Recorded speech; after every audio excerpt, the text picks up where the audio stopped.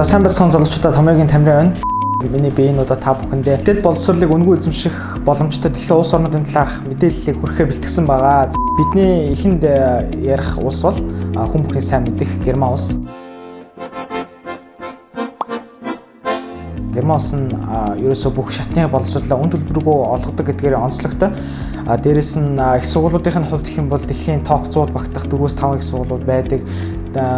Ажиллах боломж, амжиргааны өртгөн Монголтой ижил гэх мэт маш олон давуу талуудтай гэдгээр онцлог. Дээрээс нь их сургуульд орохдоо семестрийн эхэнд төлдөг нэг төлбөр байдаг. Тэр нь болохоор 150-аас 250 орчим еврогийн хооронд эргэлддэг. За тэрхүү мөнгө нь юунд зарцуулагддаг вэ гэхээр та бүхний номын сан ашигласны төлбөр, ном ашигласны төлбөр, нийтийн тээврийн карт гэх мэт зүйлсүүдэд зарцуулагддаг байгаа.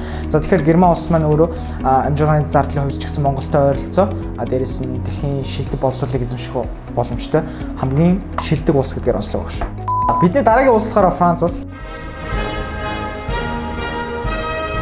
За Франц улс нь болохоор ихтэй боловсролыг бас үнгүй эзэмшүүлдэг гэдгээр онцлогтой. Тухайлбал Европын холбооны улсууд болон Европ эдийн засгийн бүс нутагт бүртгэлтэй улс орны оюутнууд ихтэй боловсролыг үн төлбөрөөр эзэмшдэг. Харин бусад улсын оюутнуудын хувьд яадаг вэ гэхээр ерөнхийдөө бол нэг 2700-аас 3000 еврогийн хооронд буюу Монгол мөнгөөр нэг 8-аас 10 сая төгрөгийн өртөгтэйгээр Франц улсад ихтэй боловсролыг эзэмшээд ирэх боломжтой байгаа. За дээрээс нь түрүүн ярьсан Герман улстай адилхан семестрийн эхэнд нэг 150-аас 200 орчим еврогийн хооронд төлбөр авдаг. За тэр нь юунд зарцуулагддаг вэ гэхээр нийтийн тээвэр болон номын сан гэх мэт зүйлсүүдэд зарцуулагддаг байгаа. Эцэст нь нэг дурдах зүйл нь юу вэ гэхээр Францын засгийн газраас жил болгон оюутнуудад 7,000-аас 21,000 еврогийн хоорондох тэтгэлгүүдийг маш хэмжээгээр олгодог. Тэгэхээр та бүхэн Францад үн төлбөргүй боловсролыг хамгийн боломжийн өртөгтэй эсвэл бүр үн төлбөргүй ямар ч мөнгө төлөхгүйгээр эзэмших боломжтой гэж ойлгож болох нэ. За бидний дараагийн ярих улсууд нь болохоор Скандинавийн орнууд.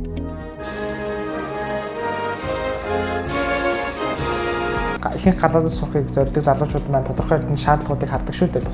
Тухайлбал амьдрах орчин хэрийн, ажиллах боломж нь хэрийн, амжиргааны зардал нь хэрийн гэдэг ч юм уу те. Энэ бол Скандинавийн орнууд буюу Норвеги, Дани, Швед, Финланд, Исланд гэх мэт зэрэг орнууд нь энэ бүх нөөц бололцоог бүрдүүлсэн гэдгээр онцлог. Норвеги улсын хувьд аваад ярих юм бол яг түрүүн ярьсанчлан Герман улстай адилхан дэлхийн бүх орны залуучуудыг үн төлбөргүй ихтэй боловсролыг эзэмших боломжийг олгодог гэдгээр онцлог. За семестрийнхэнд 30-аас 60 Америк долларын төлбөр авдаг. Энэ болохоор түрүүн ярьсантай нийтийн тээвэр, номын сан гэх мэт зүйлсүүд нь зарцуулагддаг байгаа.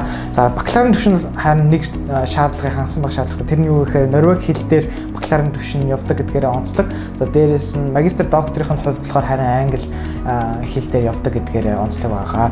Хэрвээ та анзаарсан бол Европын холбооны улс орнуудын залуучууд төвдөө ихтэй боловсролыг үн төлбөргүй эзэмших боломжтой гэдгийг олж харсан баг. Тухайлбал Австри, Бельги, Швед гэх мэт улсууд нь болохоор энэ орныхон залуучуудыг ерөөсөө ихтэй боловсролыг үн төлбөргүй эзэмших бүх нөөц болж байгааг хангадаг. За Европ-ээс нэг улсыг дурдах юм бол Чех улс. За Чех улс нь өөрийнхөө улсын уугуул хэлийг мэддэг дэлхийн бүх орны залуучуудад дээд боловсрол эзэмших бүх нөөц бололцоогоор хангадаг.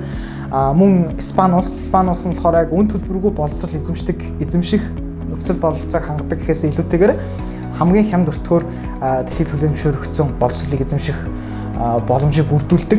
За тухайлах юм бол 800-аас 2700 Америк долларын өртөгтэйгээр та энэ улсад бүрэн суралцах боломжтой байх нь.